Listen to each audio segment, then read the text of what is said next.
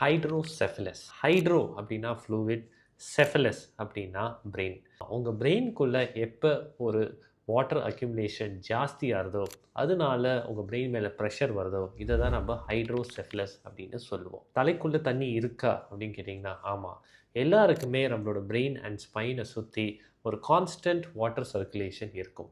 இந்த வாட்டருக்கு கொடுக்கக்கூடிய பேர் தான் சிஎஸ்எஃப், செரிப்ரோ ஸ்பைனல் ஃப்ளூயிட் அப்படின்னு சொல்லுவோம். இது நார்மலாக பிரெயினுக்கு உள்ள வென்ட்ரிக்கிள் அப்படின்னு சொல்கிற இடத்துல ப்ரொடக்ஷன் நடந்து பிரெயினை சுற்றி அண்ட் ஸ்பைனல் கார்டை சுற்றி ஒரு கான்ஸ்டன்ட் சர்க்குலேஷனில் இருந்துகிட்டே இருக்கும். அந்த சர்க்குலேஷன் முடிஞ்சதுக்கப்புறம் உங்கள் ரத்தத்தோடு போய் அது கலந்துடும். ஒரு நாளைக்கு நம்ம எல்லாருமே கிட்டத்தட்ட 400லேருந்து 600 ml இந்த சிஎஸ்எஃப்பை ப்ரொடியூஸ் பண்ணுவோம்.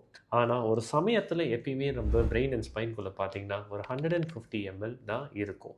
எப்போ நம்மளோட இந்த ப்ரொடக்ஷன் அதிகமாக இருக்கும், இல்லை எப்போ இந்த சர்க்குலேஷனில் ஏதாவது அடைப்பு ஏற்படுதோ, இல்லை எப்போ அதோட அப்சார்ப்ஷனில் ஏதாவது தடை ஏற்படுதோ இந்த ஃப்ளூயிட் கிராஜுவலாக நம்ம தலைக்குள்ளே அக்யூமுலேட் பண்ண ஆரம்பிக்கும். அப்போ தான் இந்த ஹைட்ரோசெஃபலஸ் டெவலப் ஆக வாய்ப்பு இருக்குதுன்னு சொல்லுவோம்.